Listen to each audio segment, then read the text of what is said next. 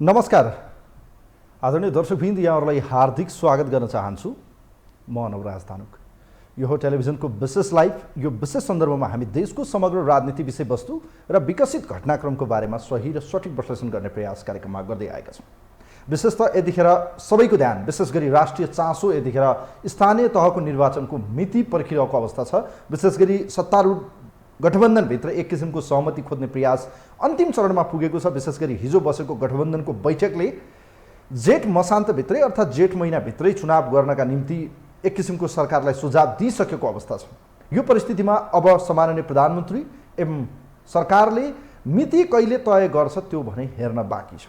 तर यस्तो परिस्थितिमा प्रतिपक्षमा रहेको नेकपा एमाले सडक सङ्घर्षमा जानका निम्ति भानुभक्त ढकालको अपिल जारी भइसकेको छ। यस्तो परिस्थितिमा आफ्नो भातृ सङ्गठनलाई चाहिँ आन्दोलनमा होमिन र चाहिँ यो आन्दोलनले चाहिँ आँधीबेरी ल्याउनका निम्ति उहाँहरूले आग्रह गरे समय कि नेकपा एमाले चुनाव चाहिरहेको हो या चुनावलाई लिएर चाहिँ उनले यो चुनाव बिथोल्न खोजिरहेको हो।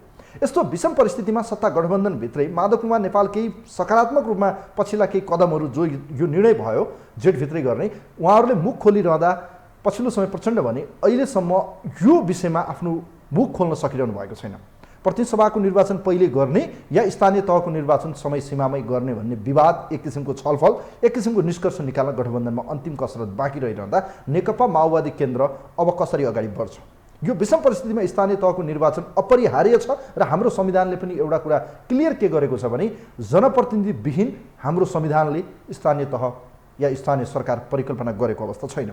यस्तो विषम परिस्थितिमा अब चुनावलाई लिएर भइरहेका तीव्रबाजी, राजनीतिक ध्रुवीकरण र देशको समग्र पछिल्लो राजनीतिक घटनाक्रमको बारेमा आज सही र सठिक विश्लेषण गर्ने प्रयास कार्यक्रममा गर्दैछौँ।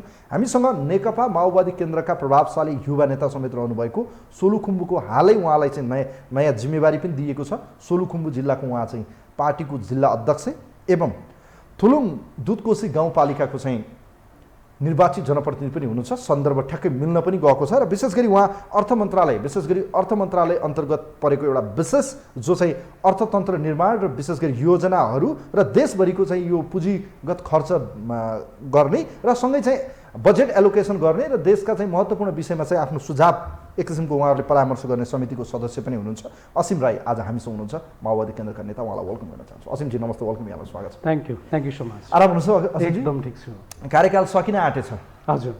फर्स्ट अफ अल तपाईँ माओवादी केन्द्र सोलुखुम्बुको जिल्ला अध्यक्ष हुनुभएको छ। फर्स्ट अफ अल म यहाँलाई कार्यकाल सफलताको शुभकामना छ। माओवादी केन्द्रको एउटा जिल्लाको तपाईँ युवा, एनर्जेटिक र डाइनामिक रूपमा काम गरेको हुनाले पनि तपाईँलाई धेरै क्षेत्रमा चाहिँ पार्टीले जिम्मेवारी पनि दिएको छ। पार्टीको मूल्याङ्कन सही रह्यो? पार्टीले जिम्मेवारी जुन दियो ठिक हो, ठिकै छ? खुसी हुनुहुन्छ तपाईँ? माओवादी पार्टी मात्र यस्तो पार्टी हो जसमा समावेशी चरित्र आफ्नो हरेक सङ्गठनको तहमा छ। तपाईँ अन्य पार्टीको कुरा गर्नु हो भने त्यहाँ सिलिङ देख्नुहुन्छ। आज 70 वर्ष पुगेका सेतै फुलेका बुढापाकाहरू युवा नेता हो, नेतृत्व हो भनेर दाबी गरिराख्ने अवस्था छ अन्य पार्टीहरूमा। तर माओवादी पार्टी तपाईँ 40 वर्षभन्दा मुनिका चाहिँ हामी जो छौँ विभिन्न महत्त्वपूर्ण ओहदामा पदमा हामी छौँ। त्यो हिसाबले माओवादी पार्टी भनेको बाउन्ड र बाउन्ड्री लेस चाहिँ पार्टी हो। युवालाई आफ्नो क्षमताको आधारमा, योग्यताको आधारमा र योगदानको आधारमा नेतृत्व दिने, पहिले नेतृत्व चिन्ने, नेतृत्व चिनिसकेपछि नेतृत्व विकासमा पार्टीका नेता नेतृत्वले सहयोग गर्ने, जब नेतृत्व विकास हुन्छ त्यसपछि नेतृत्व हस्तान्तरण गर्ने पहिलो पार्टी नेपालमा माओवादी पार्टी हो। त्यो हिसाबले जुन दायित्व पार्टीले मलाई दिएको छ त्यो असाध्यै सही छ। तपाईँ जिम्मेवारी वहन गर्न तयार हुनुहुन्छ? म पुरै हिम्मतका साथ, आत्मविश्वासका साथ पार्टीले दिएका जिम्मेवारी दायित्व वहन गर्न सक्षम छु। ओके, अब असीमजी कुरा गरौँ खास गरी स्थानीय तहको जनप्रतिनिधिको लगभग समय सीमा अब सकियो भनौँ न। जेठ 5 पछि त तपाईँहरू लगभग रिक्तताको अवस्थामा पुग्दैछ।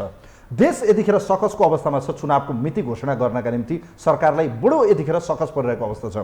जनप्रतिनिधिको हैसियतले तपाईँ एउटा गाउँपालिकाको निर्वाचित जनप्रतिनिधि र त्यसमा पनि तपाईँ अब यो खास गरी प्रदेश नम्बर 1 को चाहिँ स्थानीय जनप्रतिनिधि, गाउँपालिका समितिको चाहिँ महासङ्घको चाहिँ एउटा तपाईँ कोषाध्यक्ष पनि हुनुहुन्छ। यसर्थ पनि स्थानीय जनप्रतिनिधिसँग डाइरेक्ट तपाईँहरूको एउटा एक किसिमको एट्याचमेन्ट हुन्छ, नजिकको घरको सरकार मानिन्छ। यसको समय सकिनै लाग्दा जुन यो बहस छलफल यतिखेर राजनीतिक ध्रुवीकरण जस्तो भएको छ, यो विषयलाई तपाईहरुले कसरी बुझिरहनु भएको छ? के लागिरहेको छ? यो के भइरहेको छ? कानुनले के भन्छ? तपाईहरुको बुझाइ के हो? नेपालको इतिहासमा राज्यको पुनर्संरचना हुनभन्दा अगाडि जनताको जनप्रतिनिधिले एउटा कानुन, मूल कानुन, संविधान बनाएको यो पहिलो अवसर हो। त्यो हिसाबले सबैभन्दा माथि संविधान छ। संविधानको अधीनमा यहाँका हरेक तह तबकाका जनप्रतिनिधिहरू, राजनीतिक दलहरू, यहाँका समाजहरू त्यसको अधीनमा रहन्छन्। हाम्रो पार्टी जसले यो व्यवस्था परिवर्तनको लागि सबैभन्दा महत्त्वपूर्ण भूमिका खेल्यो, यो संविधान सभाबाट संविधान बनाउने आफ्नो पहिलो र एउटा महत्त्वपूर्ण एजेन्डा राखेर हाम्रो पार्टी जुन किसिमको चाहिँ जनआन्दोलन, जनयुद्ध चाहिँ गरेर यहाँसम्म आइपुग्यो भनिसकेपछि माओवादी पार्टी संविधानको व्यवस्था बमोजिम चुनाव गर्नु हुन्न अथवा चुनाव गर्दैन भनेर शङ्का गर्ने ठाउँ नै छैन। तपाईँले एउटा कुरा भनौँ, जसको नीति उसैको नेतृत्व, अथवा एउटा बालक जसले जुन आमाले जन्माउनु भयो, जुन बुवाले हुर्काउनु भयो, सबैभन्दा बढी माया त्यही बुवा र आमालाई। होइन, ठिक छ, म माओवादीको विषयमा आउँछु, तर मैले जनप्रतिनिधिको हैसियतबाट तपाईँलाई सोधेको यो कानुनले के भन्छ, तपाईँहरूले बुझेको के हो? तपाईँहरूको समय सीमा सकिँदै आँट्यो। तपाईँलाई थाहा छ, मैले भने जेठ 5 पछि रिक्तताको अवस्था आउँदैछ, किनभने दोस्रो चरण, तेस्रो चरण, असार 14, असोज 2 फेरि त्यो विषय छलफलको विषय होला। तर अहिलेको निर्वाचन आयोगको डेडलाइन हेर्दाखेरि जेठ 5 भित्र हामीले चाहिँ हस्तान्तरण गरिसक्नुपर्छ, जेठ 6 मा भन्ने छ। तपाईँको बुझाइ के हो? अहिलेको डेडलाइन के हो? कस्तो संविधानले व्याख्या गरेको छ? ऐनले के भन्छ? तपाईँहरूले बुझेको के हो? यहाँ दुईवटा कुराहरू छन्। एउटा संविधानले के भन्छ भन्दामाखेरि स्थानीय तहमा निर्वाचित जनप्रतिनिधिहरूको चाहिँ सीमा सकिएको 6 महिनाभित्र चाहिँ निर्वाचन गराउने भनेर भन्दछ। अर्को स्थानीय सरकार सञ्चालन ऐन छ। स्थानीय सरकार सञ्चालन ऐनमा स्थानीय तहको निर्वाचन अथवा जनप्रतिनिधिहरूको समय सीमा सकिनभन्दा 2 महिना अगाडि चाहिँ निर्वाचन हुनुपर्छ भनेर भन्छ। हुन त ऐन र संविधानको कुरा गर्ने हो भने त संविधानसँग बाजिएका सबै ऐन, कानुनहरू, नीति, नियम, नियमावलीहरू खारेज हुन्छन्। तथापि पनि ऐन बनाउँदै गर्दामाखेरि पनि सोची विचार गरेर नै बनाइएको हो भन्ने हाम्रो बुझाइ छ। एउटा जनप्रतिनिधिको, स्थानीय सरकार, स्थानीय जनप्रतिनिधि भएको हिसाबले पनि कम्तीमा जनप्रतिनिधिविहीन चाहिँ एउटा देशको चाहिँ एउटा समाजको परिकल्पना यो ऐनले नगरेको हो भन्ने लाग्छ र यो वैज्ञानिक छ जस्तो लाग्छ। त्यो हिसाबले वैशाख जेष्ठभित्रै विभिन्न समयमा यसलाई फेरि व्याख्या कसरी गर्ने भन्ने कुरा त छँदैछ होइन। व्याख्या कसरी गर्ने, अब चाहिँ असोजमा पनि त चुनाव त भएको छ, फेरि भोलि इस्युज उठ्दामाखेरि असोजसम्म चाहिँ हामीले चाहिँ काम गर्नु पाउनुपर्छ भनेर आवाज पनि त उठ्न सक्छ। त्यो हिसाबले निर्वाचन आयोगले यता वैशाखमा भएकोलाई पनि, अषाढमा भएकोलाई पनि र असोजमा भएकोलाई पनि जेष्ठको 5 गतेलाई चाहिँ एउटा साझा एउटा यसलाई मान्ने भनेर चाहिँ गरेको हुनाले त्यही भित्र अथवा जेष्ठभित्रै चुनाव हुनुपर्छ भन्ने मत हाम्रो पनि छ। त्यसले गर्दा यो संघीयता, विशेष गरी राज्य पुनर्संरचना र जुन 3 तहको सरकारको उपदेयता, यो निर्वाचन आयोगले जुन डेडलाइन गरेको छ, जुन सिफारिस गरेको छ, या भनौँ अहिले उहाँहरूले जुन अन्तिम मिति भनिरहनु भएको छ, यो मिति पछि हस्तान्तरण गर्नुपर्छ भनिरहनु भएको छ निर्वाचन आयोगले। ऐन, कानुन या संविधान जे जस्तो भए पनि अहिले निर्वाचन आयोगले थालेको विषय र गरिनुपर्ने समय सीमाभित्र भने जेठमै गर्नुपर्छ भन्ने तपाईँको पनि बुझाइ हो? त्यो भन्न पहिलो त संविधानसँग बाजेको ऐनको संशोधन जरुरी छ। डिफिनेसन कसरी गर्ने त भन्ने कुरा पनि त हो होइन। त्यो हिसाबले राष्ट्रिय रूपमा एउटा सहमति त फेरि राजनीतिक दलहरू बिचमा हुनै पनि पर्छ होइन। कुन पार्टीले कसलाई आधिकारिक माने? निर्वाचन आयोगले नै भन्यो। निर्वाचन आयोग संवैधानिक आयोग त हो, तथापि पनि निर्णय गर्ने अधिकार त फेरि सरकारसँग छ। त्यो हिसाबले चाहिँ संविधानसँग बाजिएका हदसम्म ऐन संशोधन गर्नु जरुरी छ र राष्ट्रिय एउटा सहमति चाहिँ जुटाएर छिटोभन्दा छिटो यो चाहिँ जेष्ठभित्रै चाहिँ निर्वाचन गराउनु आजको आवश्यकता पनि हो र गराउनुपर्छ भन्ने मान्यता मेरो हो। अब जस्तो यो अहिले पछिल्लो समय राजनीति सकस परेको छ, तपाईँले देखिरहनु भएको छ, सत्ता गठबन्धनभित्रै अहिले कतिखेर चुनाव गर्ने भन्ने विषयमा छलफल जारी छ। हिजो बसेको सत्ता गठबन्धनको बैठकले चाहिँ एउटा सिफारिस के गर्यो भने, या छलफलबाट एक किसिमको सुझाव सरकारलाई, जेठभित्रै चुनाव गरौँ, स्थानीय तहको निर्वाचन गरौँ भन्ने। यो निर्णयलाई कसरी हेर्नु भएको छ तपाईँले, तपाईँको पार्टीले? किनभने अहिले माधव नेपालले त हामी तयार छौँ, हामी चुनावमा जान्छौँ, जेठमा भए पनि वैशाखमा भए पनि हामी जान्छौँ भन्ने, तर सबैभन्दा बढी चाहिँ माओवादी चाहिँ यति धेरै चाहिँ डरपोक जस्तो देखेको छ। खास गरी भन्ने हो भने चुनावबाट भागिरहेको जस्तो, चुनाव भन्यो भने साँच्चीकै भन्दाखेरि त्यो पानीमा चाहिँ छिर्नुभन्दा पहिले त्यो जुत्ता खोल्नुपर्ने अवस्था हो कि त्यो पानी देखेर डराएको जस्तो देखिन्छ क्या? तपाईँहरू किन चाहिँ यति धेरै तपाईँहरू भयभीत हुनुभएको? किन यति धेरै तपाईँहरूमा डर पैदा भएको? होइन, असाध्यै यो गलत तरिकाले विश्लेषणहरू व्याख्याहरू भइराखेको मैले चाहिँ देखिराखेको छु। अनर्थ नहोस्, यो व्यवस्था जोगाउनको लागि जुन आन्दोलन, जुन लडाइँ हामीले लड्यौँ, त्यो इतिहास छोटो होला माओवादी पार्टीको, तर जसरी यो व्यवस्था चाहिँ जोगाउन र ल्याउनको लागि यो पार्टीले सङ्घर्ष गर्यो, यो बलिदानी दियो नि, वास्तवमा कङ्ग्रेस र एमालेको अन्य दलहरूको त्यो इतिहास बिरहिरहेछ, इतिहास छैन। त्यो हिसाबले यो व्यवस्थाप्रति सबैभन्दा सकारात्मक त हामी छौँ। यो संविधानप्रति तपाईँले देख्नु भएन, अहिले एमालेको चाहिँ देखाउने दाँत र चपाउने दाँत छुट्टै छ। तपाईँले यो संसद विघटन गर्दामाखेरि यो व्यवस्था बस्थ्यो भने होइन, त्यो हिसाबले एमाले यो जुन किसिमको रडाको चाहिँ गरिराखेको छ नि, यो व्याख्यारमा हो। आवधिक चुनाव भनेको त होइन, संविधान अनुसार गर्ने कुरा हो। सरकारले गर्ने गठबन्धनसँग यो व्यवस्था चाहिँ बचाउनको लागि एउटा आवश्यकता अनुसार एउटा गठबन्धन बनेको हो। त्यो गठबन्धनभित्रका दलहरूको पनि त मिनिमम अन्डरस्ट्यान्डिङ त हुनु पर्यो।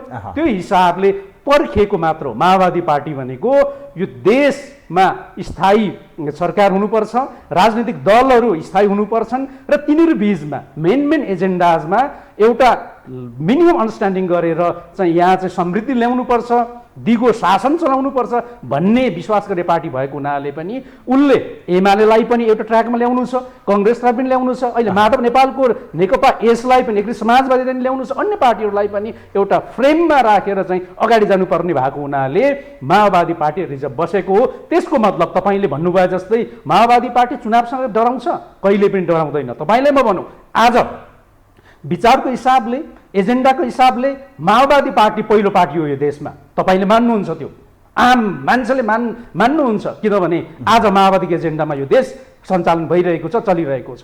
तपाईँले समानुपातिक समावेशिताको कुरा गर्नुहुन्छ, माओवादीको एजेन्डा हो। तपाईँले धर्मनिरपेक्षताको कुरा गर्नुहुन्छ, माओवादीको एजेन्डा हो। तपाईँले सङ्घीयता, गणतन्त्र, लोकतन्त्र सबै एजेन्डाहरू माओवादी पार्टीको हो। विचारको हिसाबले सबैभन्दा अग्रगामी पार्टी माओवादी पार्टी हो र साङ्गठनिक रूपमा पनि विचार दृष्टिकोणको कुरा मात्र गर्दै छैन मैले। अब माओवादी पार्टी साङ्गठनिक रूपमा पनि यो देशको पहिलो पार्टी।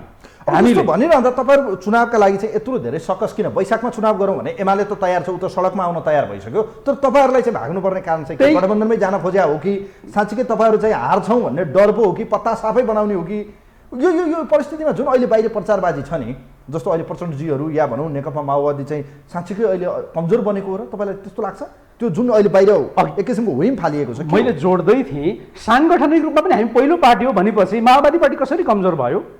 विचार सिद्धान्तको हिसाबले त अग्रणी पार्टी हो। चुनावमा जानुपर्ने हामी तयार छौँ, निर्वाचन आयोग हामी तयार छौँ। कङ्ग्रेसले भनिसक्यो हामी त चुनावमा जान्छौँ। बिल्कुल बिल्कुल, हामी वैशाखमा, ज्येष्ठमा, साउनमा, भदौमा आवधिक निर्वाचन संविधानले निर्दिष्ट गरेको समय सीमाभित्र माओवादी पार्टी निर्वाचनमा भाग लिन तयार छ। भाग लिन मात्र होइन, माओवादी पार्टी यो अबको तीनैवटा चुनावमा, तपाईँ स्थानीय तहको मात्र कुरा नगर्नुहोस्, तीनैवटा तहको चुनावमा माओवादी पार्टी पहिलो पार्टी भएर आउनु नै छ। म ठोक्काका साथ भन्न चाहन्छु, किनभने सबै आम परिवर्तनशील युवाहरू माओवादीसँग केन्द्रीकृत भएर आउनुभएको छ, आएका छन्। त्यो हिसाबले माओवादी पार्टी साङ्गठनिक रूपमा पनि पहिलो पार्टी बन्छ। निर्वाचनमा जानको लागि कुनै हामीलाई चाहिँ अप्ठ्यारो छैन, तर यति हो, एउटा लेभलको अन्डरस्ट्यान्डिङ गर्नुपर्छ। हिजो दुःखमा हिजो चाहिँ खड्गप्रसाद ओलीले अथवा एमाले चाहिँ जुन किसिमको चाहिँ प्रतिगमन गर्यो, त्यो प्रतिगमन विरुद्धमा जसरी चाहिँ एउटा राजनैतिक दलहरूसँग एउटा साझा अवधारणा बनाएर चाहिँ हाम्रो पार्टी गएको थियो, उनीहरूको नि कुरा सुनेर एउटा मिनिमम अन्डरस्ट्यान्डिङ बनाउनको लागि मात्र माओवादी रिजर्भ बसेको भने यो अब अहिले जेठमा चुनाव गर्ने जुन एक किसिमको टेन्टेटिभ मोटामोटी चाहिँ सहमति भएको जस्तो सुनिएको छ बाहिर आएको समाचार हेर्दाखेरि। अब त्यसको तिथिमिति सरकारले नतोकेसम्म चाहिँ भन्न मिल्दैन। अहिले हेर्ने हो भने तपाईँहरू खास गरी गठबन्धनभित्र तपाईँहरू चुनावलाई कुनै न बहानाबाजी गरेर अलि षड्यन्त्र गरेर पर धकल्न खोज्नुभयो, पर सार्न खोज्नुभयो भनेर एमाले आन्दोलित हुने कुरा गरिसकेको छ। हेर्नुहोस्, उसले आफ्नो भातृ सङ्गठनहरूलाई निर्देशन समेत गरिसकेको अवस्था छ।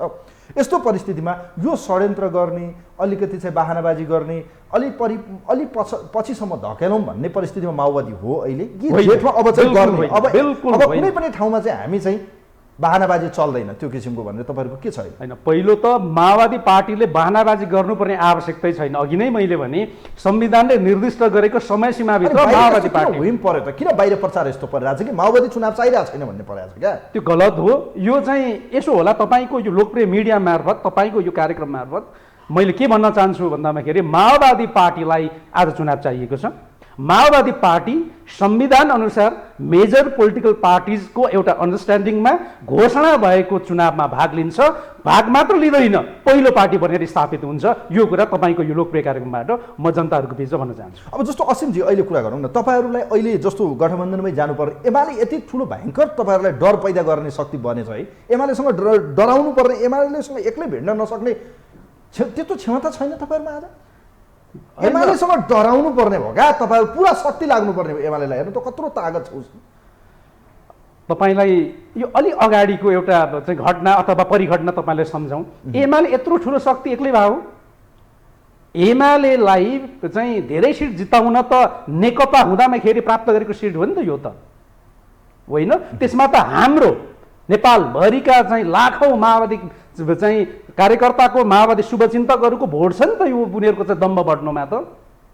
नेकपा हुँदा प्राप्त गरेको शक्ति, उसले चाहिँ एउटा भनाइ छ नि, भदौमा आँखा फुटेको गोरु जहिले पनि हरियो देख्दो रहेछ।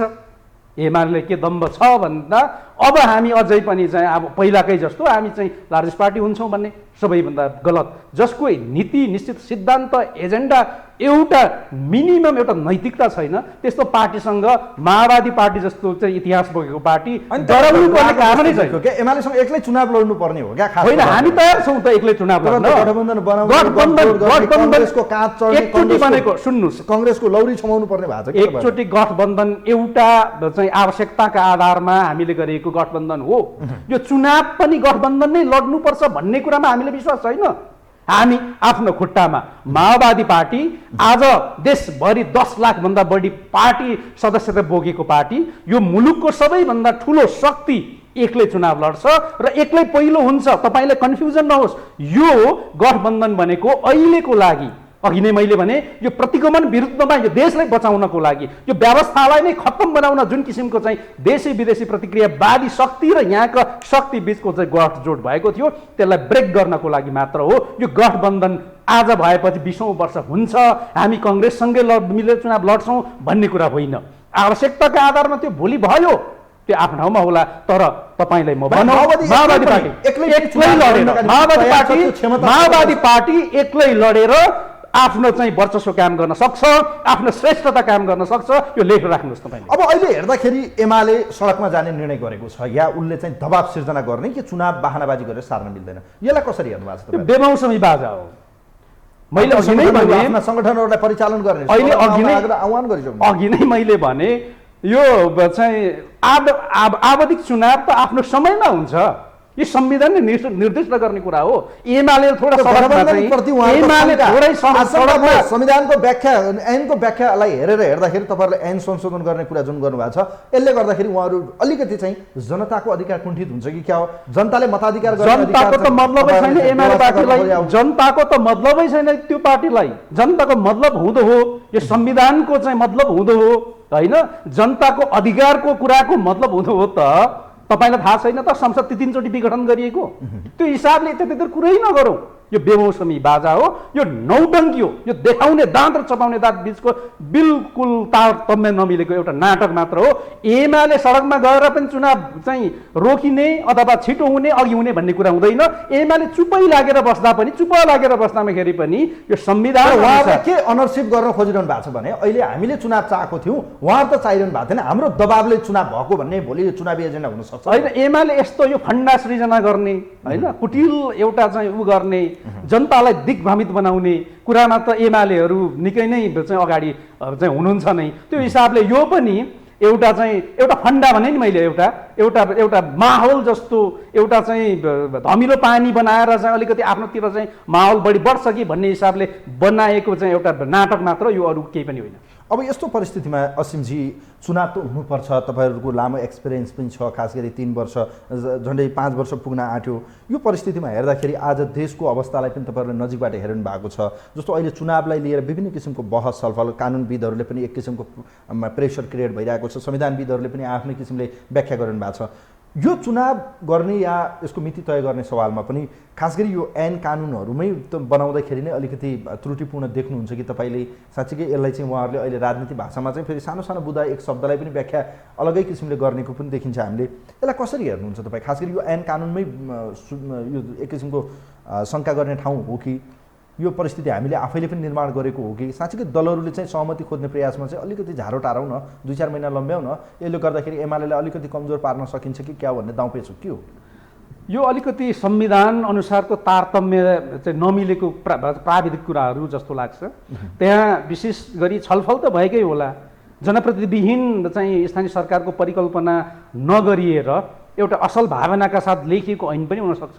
तर अब त संविधानसँग बाजिएपछि ऐन त संशोधन गर्नै पर्छ होइन? त्यो हिसाबले यसलाई संशोधन गर्ने 2 महिना त नपुग्ने भयो नि त। अब ल अहिले जेठमै गरे पनि त हाम्रो त जेठको 5 गते चाहिँ अवधि सिद्धिने हो, 2 महिना अगाडि कसरी भयो त? त्यो हिसाबले यसलाई जेठ भरि पुर्याउने, त्यसपछि जेठमा आम चुनाव गर्ने। अब घोषणा गर्ने काम त फेरि सरकारको निर्वाचन आयोगसँग के छ भने तिनै तहको निर्वाचन अब जेठमै गर्ने, यो सम्भव होला? त्यो चाहिँ विपक्षी दल एमालेको चाहिँ अघिल्लो रोइलो अनुसार अर्ली इलेक्सनको जुन कुरा चाहिँ उसले बेजोड तरिकाले चाहिँ उठायो। किनभने आज हेर्नुहोस् तपाईँ राष्ट्रिय सभाको बैठक अब अनिश्चितकालका लागि बन्द भइसक्यो, प्रतिसभाको अवस्था यस्तै छ। यो परिस्थितिमा हेऱ्यो भने अब चुनावको मिति पनि के गर्ने कसो गर्ने, गठबन्धनभित्र पनि एक किसिमको परामर्श छलफल चाहिँ के भयो भने सके तिनै तहको निर्वाचन गरौँ, नसके चाहिँ हामीले प्रतिसभाको पहिले गर्ने कि क्या हो भन्ने किसिमको पनि प्रचण्डजीले प्रस्ताव राखेको पनि देखियो। त्यो चाहिँ यो गर्दा के फाइदा के घाटा होइन नि? अब एमाले अहिलेसम्म संसद अवरोध गरेकै छ, संसदमा बिलहरू पास हुन पाएको छैनन् होइन? त्यो हिसाबले एक किसिमको त यो त बन्धक बनाइएको छ नि त। सार्वभौम जनताले चुनेका चाहिँ प्रतिनिधिहरू जनताको लागि त्यहाँ गएर नीति नियम चाहिँ बनाउन सक्ने अवस्था अहिले सृजना भएको छैन। कहिलेसम्म जान्छ त होइन? अनिर्णयको बन्दी कुनै पनि चाहिँ संसदमा बनाउन पाइन्छ? त्यो हिसाबले एमाले नि चाहेको त अर्ली इलेक्सन त 2-4 महिना अगाडि गरौँ, के बिग्रेको छ? चाहिँ विज्ञहरूले भनेअनुसार अलिकति खर्च पनि कम लाग्ने होइन? त्यस गर्दा के बिग्रिन्छ? सम्भव छ तिनटै तहको एकैचोटि गर्ने? त्यो मैले भन्ने कुरा होइन, यो राजनीतिक दलले प्रस्ताव गर्ने कुरा हो। निर्वाचन आयोगले आफ्नो प्राविधिक तयारी, उसको आफ्नो क्षमता के हो त? उसले तिनै तहको निर्वाचन एकैचोटि गर्न सक्ने चाहिँ जनशक्ति उसँग छ, सरकारले बजेट दिन सक्छ, अन्य वातावरणहरू मिल्न सक्छ भने तिनै तहको चुनाव एकैचोटि गर्दा पनि फरक पर्दैन। तर त्यो पछि गर्ने कुराहरू पछि भनौँला। तर अहिले त स्थानीय तहको चुनाव त गर्नै पर्छ। स्थानीय तहविहीन स्थानीय सरकार हुने अवस्था आइसक्यो। त्यो हिसाबले सकिन्छ तिनै तहको गरौँ, सकिँदैन भने स्थानीय तहको चुनाव जेठभरि गरौँ। ओके असीम राईजी, अब कुरा गरौँ खास गरी अहिले पछिल्लो राजनीतिक घटनाक्रमको बारेमा। आज विशेष दिन शहीद दिवस पनि छ। विशेष गरी जनयुद्ध तपाईँहरूले लड्नुभयो, यो देशमा व्यवस्था परिवर्तन भयो। 2007 सालमा प्रजातन्त्रका खातिर ज्यानको आहुति दिनुभयो, राणा विरुद्ध जहानिया शासन विरुद्ध शहीदहरूले, जसले अज्ञात रूपमा चाहिँ आफ्नो ज्यानको प्राण नै त्याग्नुपर्ने परिस्थिति आयो। तपाईँहरूले यो देशमा गणतन्त्र, यो अहिलेको संसदीय व्यवस्थाको विकल्प खोज्छौँ भनेर झन्डै 10 वर्ष युद्ध गर्नुभयो। त्यसको परिणाम एउटा परिस्थितिमा आएर आज संविधान बनेको छ, संघीयता समानुपातिक, तपाईँहरूले जे एजेन्डा आज देशमा ल्याइरहनु भएको छ। आजको विशेष दिनमा एउटा कुरा गरौँ न, देश आज कहाँ पुग्यो? तपाईँहरूले सोचेअनुसार, शहीदहरूले सोचेअनुसार शहीदको सपना पुरा भयो कि भएन? साँच्चीकै देशमा चाहिँ आज जनता खुसी छन् कि छैनन्? कसरी हेर्नु भएको छ करेन्ट अहिलेको राजनीतिलाई? तपाईँले वर्तमान राजनीति कुन ट्र्याकमा छ, कहाँ छ? सबैभन्दा ठुलो कुरो नागरिकको अधिकारको कुरा हो होइन? आज माओवादी पार्टीले चाहिँ उठान गरेको सुरु गरेको जनयुद्धको कारणले गर्दा आजका यहाँका दलितहरू मान्छे बन्ने अवसर मिलेको छ। महिलाहरू यो राष्ट्र निर्माणको लागि, यो देशको विकास गर्नको लागि महिलाहरू मेन स्ट्रिमिङमा आउनु भएको छ। कतिपय सीमान्तकृत समुदायहरू यो देश मेरो हो भन्ने अवसर पाउनु भएको छ र आम रूपमा यो देशका रैतीहरू हिजो आज नागरिक हुनुभएको छ। त्यो हिसाबले राजनीतिक परिवर्तन, राजनीतिक अधिकारभन्दा ठुलो कुरो अरू केही पनि होइन होला। आज तपाईँको छोरा या छोरी यो देशको राष्ट्र प्रमुख हुन पाउने संवैधानिक ग्यारेन्टी माओवादीको जनयुद्धको कारणले गर्दा, माओवादीले लडेको चाहिँ आन्दोलनको कारणले गर्दा प्राप्त भएको छ। योभन्दा ठुलो अरू कुनै हुनसक्छ?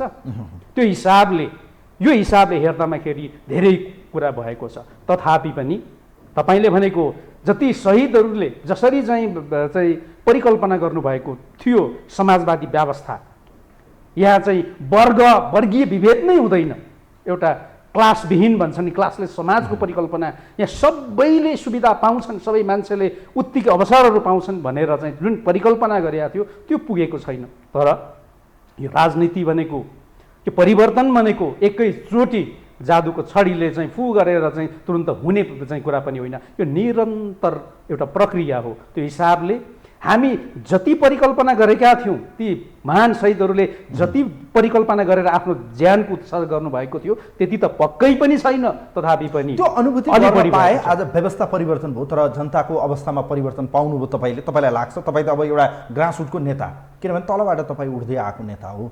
जनतामा आजको व्यवस्थाप्रति तपाईँहरूले त 10 वर्ष युद्ध लड्नुभयो, कयौँले शहादत प्राप्त गरे। मैले आज शहीद दिवसको दिन किन भन्दैछु यो कुरा भने देशलाई परिवर्तन गर्छौँ भनेर तपाईँहरूले हतियार उठाएको हो क्या।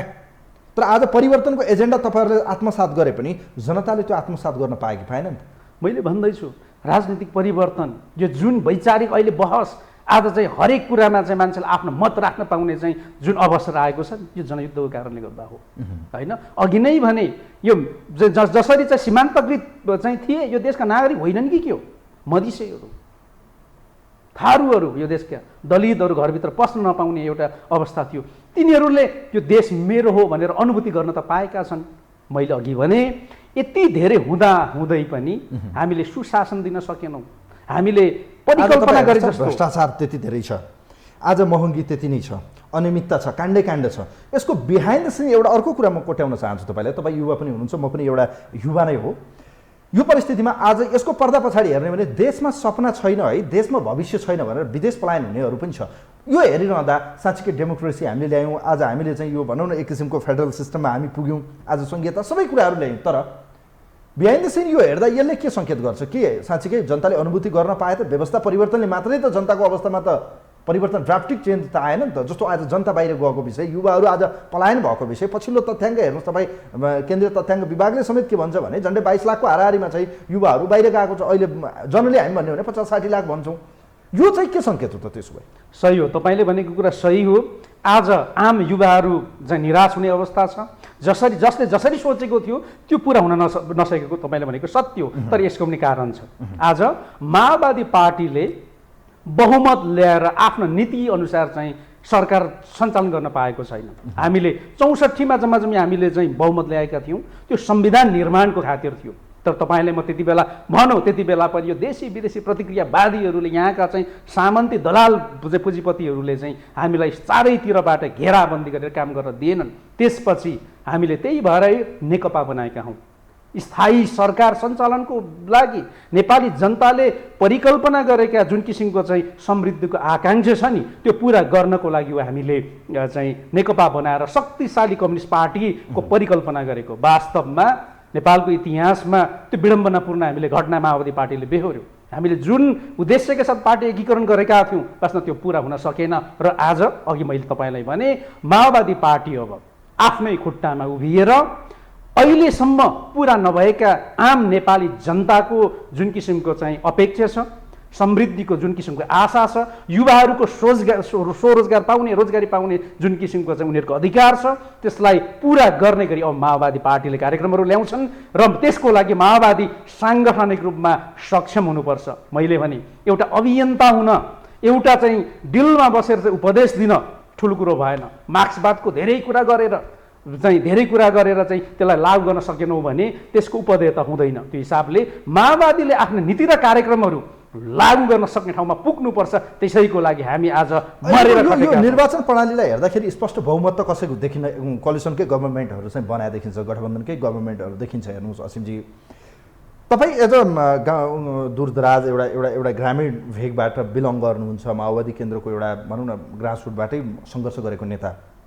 तपाईँले अघि भन्नुभयो स्थायित्वको लागि एउटा सस्टेनेबल गभर्मेन्ट चाहिन्छ भनेर भन्नुभयो। तर इन जनरली तपाईँले हेर्दाखेरि मेजर कज चाहिँ के हो त? आज यो सरकारहरू बन्ने ढल्ने, फेरि 6 महिना 9 महिना यो बनिरहने एउटा जस्तो अब जनताको म्यान्डेट एउटा थियो, किनभने कम्युनिस्टहरूले 5 वर्ष शासन गरून् है त। दुईटा कम्युनिस्ट एक ठाउँमा आएको छ भने कमसेकम गरी खाओ, तपाईँहरूले बनाउनुहोस्, जनताका लागि राम्रो गर्नुहोस् भन्ने एक किसिमको म्यान्डेट थियो। तर त्यो म्यान्डेट के कारणले चाहिँ यस्तो बन्यो? सरकार बनाउन खोजिन्छ तर सरकारले काम गर्न नसक्ने अवस्था बन्छ। एजेन्डा हो, तपाईँहरूलाई जनताले मान्छन् या अन्यलाई पनि माने, कङ्ग्रेसलाई पनि म्यान्डेट दिएको छ, अरूलाई पनि दिएको छ। तर नेपालमा के कारण हो त? तपाईँले के बुझ्नु भएको छ? तपाईँले के पाउनुभयो कि सरकार किन टिक्दैन त? कारण त्यसको मूल दुईवटा कारण हो। पछिल्लोचोटि नेकपा बनिसकेपछि झन्डै झन्डै हामी 2/3 चाहिँ नजिकमा पुगेका थियौँ। त्यसमा चाहिँ विशेष गरी चाहिँ पात्र प्रवृत्ति, जुन चाहिँ हामी केपी ओली प्रवृत्ति भनेर भन्छौँ, उहाँको कारणले गर्दा आज चाहिँ जुन किसिमको चाहिँ अस्थिरता कायम भयो, उहाँको कारण। र उहाँ भन्नाले प्रवृत्ति भन्न खोजेको, मैले व्यक्ति भन्न खोजेको होइन। वास्तवमा उहाँले चाहिँ लुइस चौधले भने जस्तो आम द स्टेट भन्नुभएको थियो नि, तपाईँलाई थाहा छ नि, होइन? उहाँ संविधानभन्दा पनि झन्डै म माथि, होइन? राष्ट्रपति पनि आफूले भनेको चाहिँ अनुसार चाहिँ उपयोग गर्ने गरी एउटै दल विशेषको र अझ चाहिँ गुट विशेषको चाहिँ भएको हिसाबले उहाँले चाहिँ आफ्नो महत्त्वाकांक्षा बढ्दामाखेरि हामीले परिकल्पना गरेको, हामीले चाहेको त्यो काम हुन सकेन। वास्तवमा सबैभन्दा तितो परिघटना त्यहाँबाट सुरु हुन्छ। र तपाईँले भनेको ठिक हो, यो यस्तो सिस्टममा चाहिँ कोलिसन गभर्मेन्ट नै बन्न सक्ने स्थिति छ। तर संविधानले त के गरेको छ भने कम्तीमा एउटा सरकार बनिसकेपछि 2 वर्षसम्म सरकार परिवर्तन गर्न नहुने भन्ने कुरा त गरेको छ। त्यो हिसाबले हिजोभन्दा केही न केही त नीतिगत सुधार पनि भएका छन्। त्यसैको आडमा बसेर हाम्रा नीति र कार्यक्रमहरू इन्डोर्स गर्ने, लागू गर्ने र जनतालाई बढीभन्दा बढी सुविधा दिनेतिर अब पोलिटिकल पार्टिजहरू जानुपर्छ। यो माओवादी पार्टी मात्र होइन, अब अहिलेको पछिल्लोचोटि नेपाली कङ्ग्रेसको अधिवेशन हेर्ने हो भने त्यहाँ पनि अलिकति आशा लाग्दछ युवाहरू चाहिँ आउनु भएको छ। वास्तवमा उहाँहरूले लिड गर्ने उहाँको जुन भिजन छ त्यो भिजनलाई इन्डोर्स गर्न उहाँले उहाँको पार्टीमा सक्नुभयो भने एउटा आशाको एउटा किरण त हामीले देखेका छौँ। त्यो हिसाबले केही पनि छैन, सबै सर्वस्व बिग्रियो, सबै भ्रष्टाचार अनियमितता मात्र होइन, केही नयाँ हुँदैछ। आज तपाईँले भन्नुभयो तपाईँ दूरदराजबाट बिलोङ गर्नुहुन्छ, डेफिनेटली हो। आज हामी स्थानीय तहको सरकारको प्रमुख हुँदै गर्दामाखेरि हामी हिँड्ने बाटो थिएन, हामी बस्ने भवनहरू थिएनन्, त्यहाँ ब्याङ्किङ चाहिँ फेसिलिटिजहरू थिएन, हस्पिटलहरू थिएन, होइन? तर आज बिस्तार बिस्तार ती संरचनाहरू बन्दैछन्। त्यहाँका दूरदराजका जनताहरूले पनि आज बिरामी हुँदामाखेरि गाडीमा चढेर अस्पतालसम्म जाने सुविधा पाउनु भएको छ। त्यो हिसाबले परिवर्तन बिस्तार बिस्तार भएको छ। जुन गतिमा, जुन दरमा, जुन अपेक्षा थियो त्यो अनुसार नभएको सत्य हो, तर बिस्तार भइराखेको छ। यसलाई सबै गति र मध्य मिलाएर सबै पोलिटिकल पार्टिज मिलेर अब समृद्धितिर हामी जानुपर्छ। मिनिमम अन्डरस्ट्यान्डिङ पोलिटिकल पार्टिजमा हुनुपर्छ। विकासमा आफ्नो राजनीतिक एजेन्डाहरू छन्, आफ्नो स्वार्थहरूभन्दा माथि उठाउँ भन्ने तपाईँको देखियो। असीमजी, जस्तो अहिले भन्यो भने सरकारले गर्ने डेलिभरीको सवालमा, जस्तो अहिले तपाईँहरू त लोयल गभर्मेन्ट या लोकल गभर्मेन्ट हुनुहुन्छ, तपाईँहरूले त गरिरहनु भएको छ, तर कति गर्नुभयो कति गर्नु भएन यसको परिणाम त फेरि आउँदो चुनावले बताउने नै छ। किनभने तपाईँहरू फेरि रिपिट हुनुभयो या तपाईँहरूको परिणामलाई जनताले कसरी लिए त्यसको मूल्याङ्कन फेरि जनता जनार्दन हो, जनताले गर्ने विषय हो।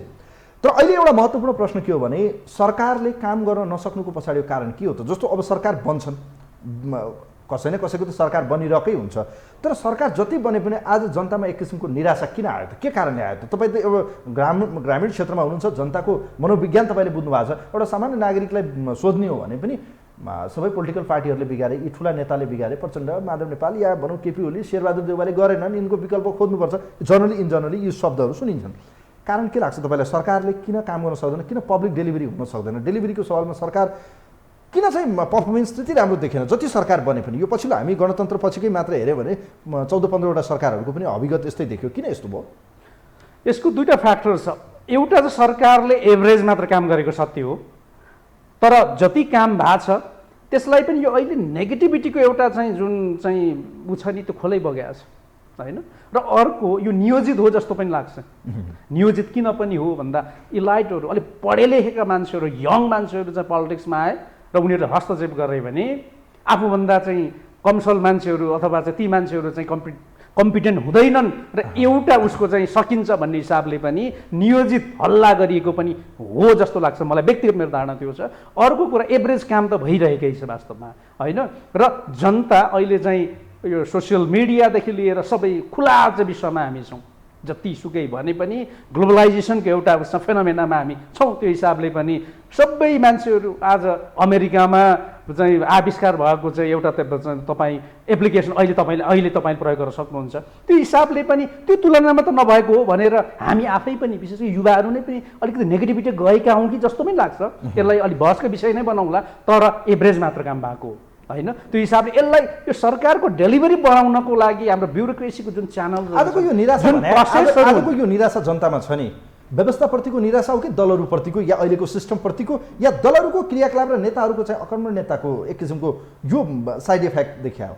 यो व्यवस्थाप्रतिको चाहिँ त भन्न म स्वीकार्दैन। व्यवस्था त सबैभन्दा सुन्दर जनता सार्वभौम भएको चाहिँ व्यवस्था हो। यो जनता आफ्नो अधिकार आफूले प्रयोग गर्न सक्ने चाहिँ यो व्यवस्था हो। त्यो हिसाबले व्यवस्थाप्रतिको यो होइन। तर दलहरूले, पोलिटिकल पार्टिजहरूले चाहिँ जुन सर्भिस डेलिभरीमा अथवा विकास र निर्माणमा सरकारले जुन किसिमको चाहिँ अपेक्षाकृत, मैले भने नि एभरेज अपेक्षाकृत नगर्नुको कारणले गर्दा यो नेगेटिभिटी आएको हो जस्तो मलाई लाग्छ। अब कुरा गरौँ खास गरी राज्यका अङ्गहरूको, न संसद चल्न सकिरहेको छ, न अदालतको अवस्था यस्तो छ। राष्ट्रपतिले हिजो मात्रै फेरि सरकारको प्रमुखलाई चाहिँ पत्रै पठाएको 7वटा बुदामा चाहिँ एक किसिमको तपाईँ चुनावबाट भाग्न मिल्दैन, चुनाव गर्नुहोस् भन्ने।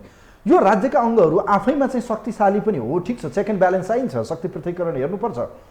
तर राज्यको अङ्गहरू आज हामी हेर्छौँ यी चेक एन्ड ब्यालेन्सका अङ्गहरूको यस्तो लथालिङ्ग कारण के हो? के कारण लाग्छ तपाईँलाई? यो संसद विघटन हुनमा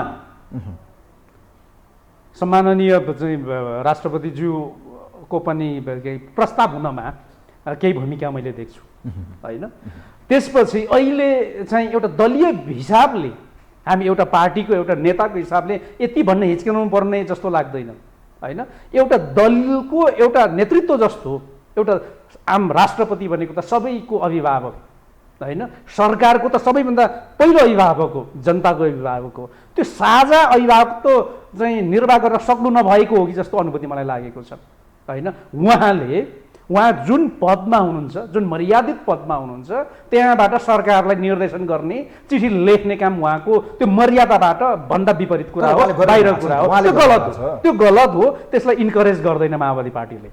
हामी युवा जस्तो नेताले त्यस्ता गतिविधिहरूलाई इन्करेज गर्ने काम हामी गर्दैनौँ। बारम्बार ताकेता र अघि नै मैले भने नि, एउटा दलको नेतृत्वको रूपमा काम गरिसकेपछि त तपाईँ कुनै पार्टीको नेताको रूपमा काम गर्नुहुन्छ भने त त्यो त देखिने हो नि त। त्यहाँ त्यो साइड इफेक्ट हो, कुनै दलबाट परिचालन भएको त्यसको साइड इफेक्ट हो, त्योभन्दा अरू केही पनि होइन, जुन गैर संवैधानिक छ, जुन पदको मर्यादाभन्दा विपरीत छ।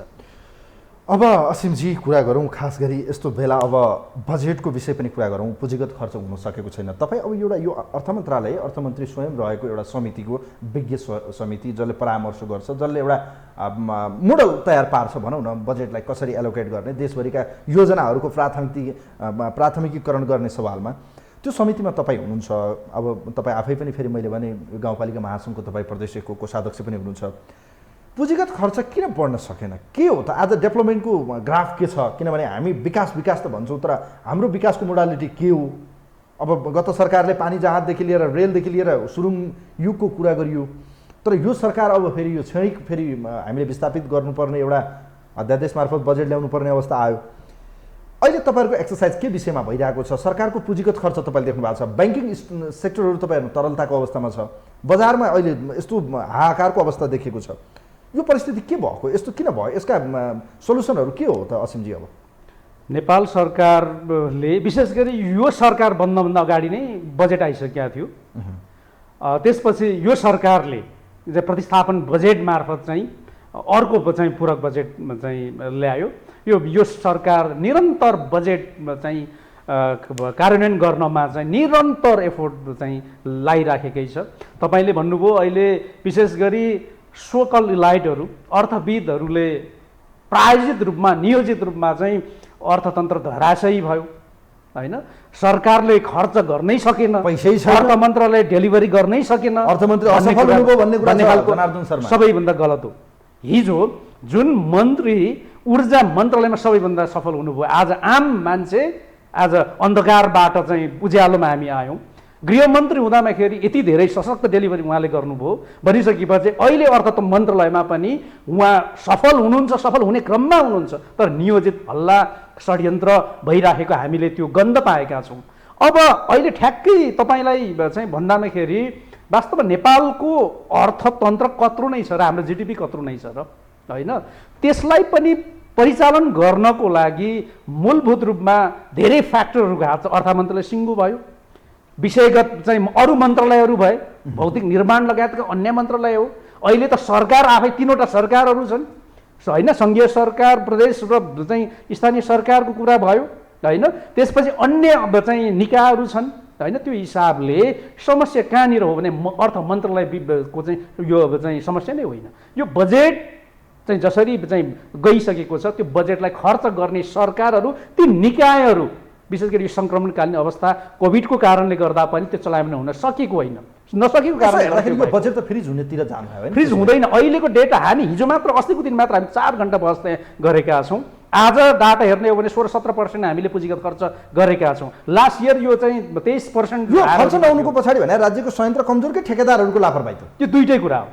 संयन्त्र पनि जसरी हिजो फेरि यसो छ नि त, जुन सरकार आयो त्यो अनुकूल सचिवहरू विभागका चाहिँ प्रमुखहरू सबै ल्याउनु पर्ने कारण होइन। कतिपय कुरा त एउटा आँखाबाट बनाइएको बजेट होइन, अर्को टिम आएर चाहिँ त्यो ह्यान्डओभर गर्दामाखेरि कतिपय कुराहरूलाई त अलिकति समस्या पनि हुन्छ होइन। र अर्को चाहिँ यो जुन चाहिँ बहुवर्षीय ठेक्काको कुराहरू छन् नि, हामीले 2 वर्ष अगाडि नै चाहिँ ठेक्का लगाइसकेका छौँ। बजेट लिमिटेड हुन्छ, त्यो मान्छेले काम नगरिकन बस्छ, बजेट होल्ड भइराखेको हुन्छ। त्यो हिसाबले नीतिगत समस्या पनि छ।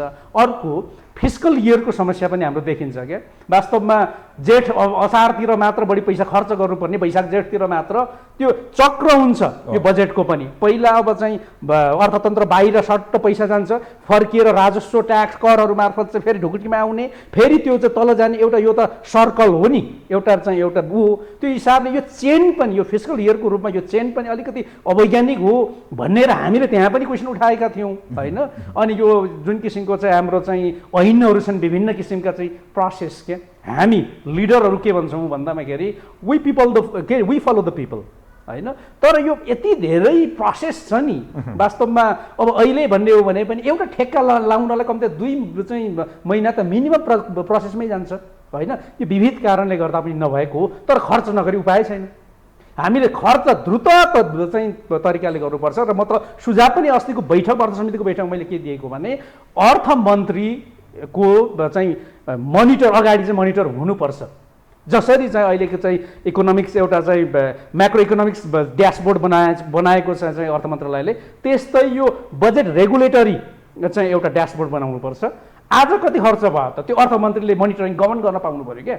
त्यस्तो संयन्त्र बनाउनु पर्यो र जुन निकायले, जुन सरकारले खर्च गर्छ त्यसलाई मोटिभेट गर्नु पर्यो। विज्ञहरूले के भन्नुभयो त? विभिन्न विज्ञहरू हुनुहुन्थ्यो, सुन्नुहोस् है, जुन सरकारले बढी खर्च गर्छ, जुन विभाग निकायले खर्च गर्छ त्यसलाई मोटिभेट गर्ने, खर्च नगर्नेलाई क्वेसन गर्ने, किन खर्च भएन भनेर, त्यसपछि भएन भने बजेट तानेर फेरि खर्च गर्नेले दिने व्यवस्था गर्दामाखेरि अर्थमन्त्रीज्यूले पनि त्यही व्यवस्था गर्ने हो, बल गर्नु, काम गर्ने भनेर निर्देशन गरिराख्नु भएको छ। त्यही नै हो चाहिँ राष्ट्र ब्याङ्क, त्यसपछि चाहिँ वित्त आयोग, योजना आयोगका चाहिँ उपाध्यक्षहरू सबै भएको त्यो समितिमा अब जुन गतिमा काम भएको छ पुरै चाहिँ सन्तोषजनक त छैन, तर खर्चै नभएको पनि होइन, तर अब हामीले गति चाहिँ बढाउनु पर्छ भन्ने हिसाबले चाहिँ कछुवाको गतिमा त अब तपाईँ हेर्नुहोस्, अब केही हप्ता महिनामै यो सरकारले निकै ऱ्यापिडली ब्रेक थ्रु गर्नेछ।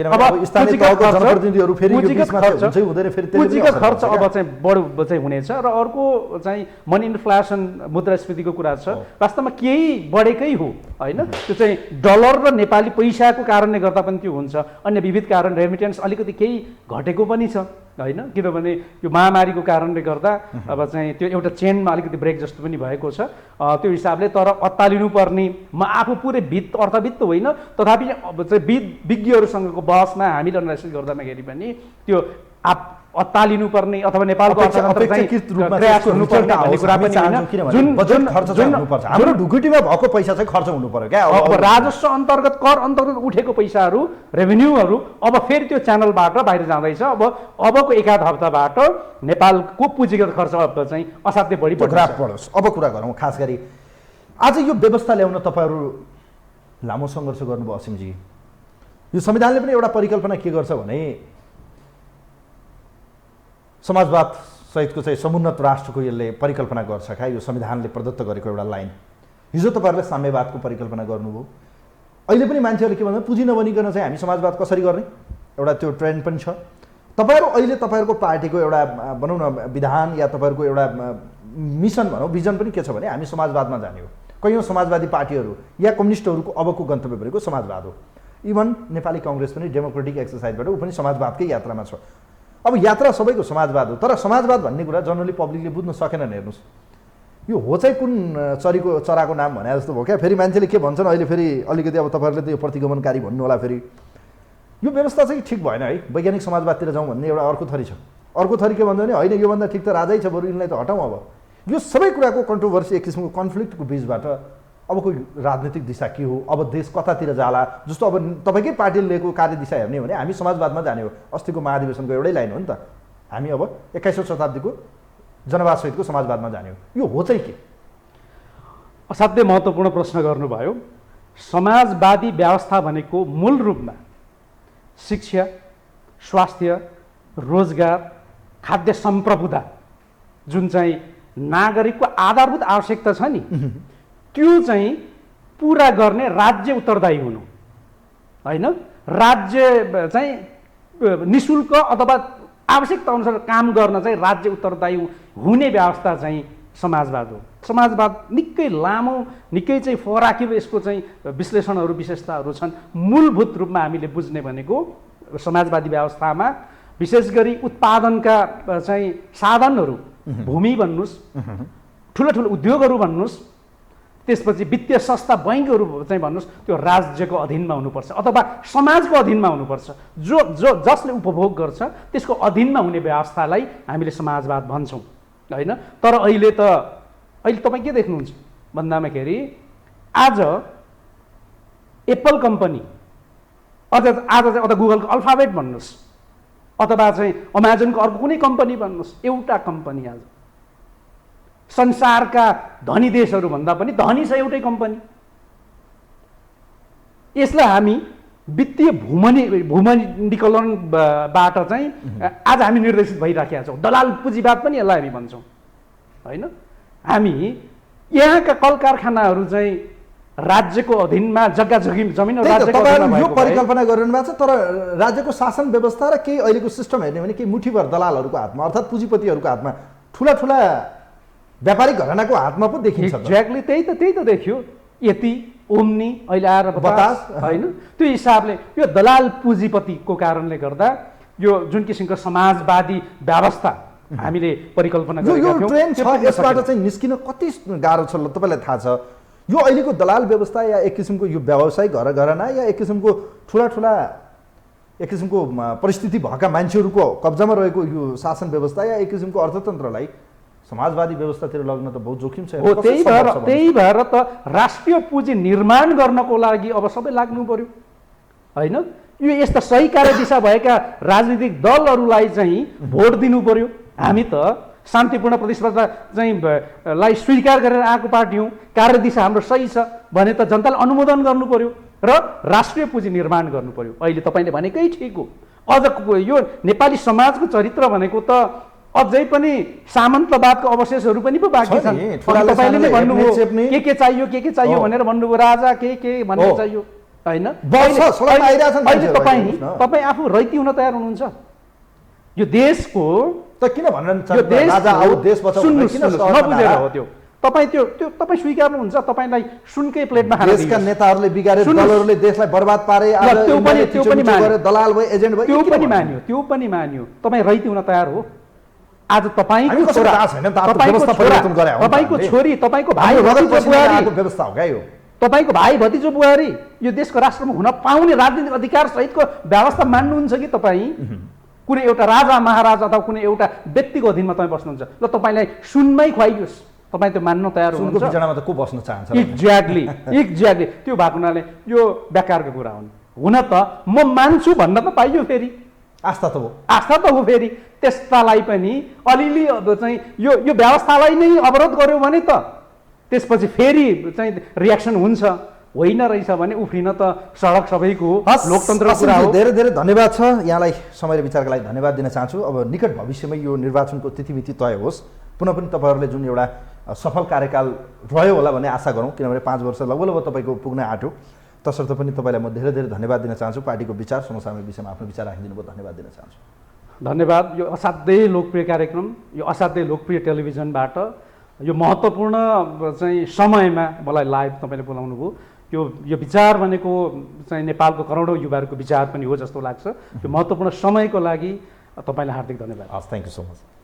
दर्शकबिन यो विशेष लाइभ विशेष सन्दर्भमा हामीसँग नेपाल कम्युनिस्ट पार्टी माओवादी केन्द्रका चर्चित युवा नेता एवं सोलुखुम्बु जिल्लाको चाहिँ पार्टीको जिल्ला अध्यक्ष र चाहिँ नवनिर्वाचित स्थानीय जनप्रतिनिधि पनि हुनुहुन्छ। उहाँ थुलुङ गाउँपालिकाको चाहिँ दुधकोशी गाउँपालिकाको चाहिँ निर्वाचित जनप्रतिनिधि अध्यक्ष हुनुहुन्छ। उहाँ असीम राई आज हामीसँग हुनुहुन्थ्यो। उहाँसँग यो पछिल्लो स्थानीय तहको निर्वाचनको विषयमा देखिएको सकस र यो विकसित राजनीतिक घटनाक्रममा दलहरूको बीचको सहकार्य समन्वय र एकता र यो सँगै देशको राजनीतिक परिस्थितिलाई एक किसिमको सही ट्र्याकमा लगाउनु पर्नेछ। आज विशेषतः शहीद दिवस भएको कारणले गर्दा पनि एउटा माओवादी पृष्ठभूमि जसले यो देशमा व्यवस्था परिवर्तनका खातिर हजारौँ नेपालीहरूको बलिदानी त्याग तपस्या एक किसिमको चाहिँ कुर्बानी भएको छ। त्यसैले पनि यो महत्त्वपूर्ण समयमा हामीले उहाँसँग संवाद गऱ्यौँ।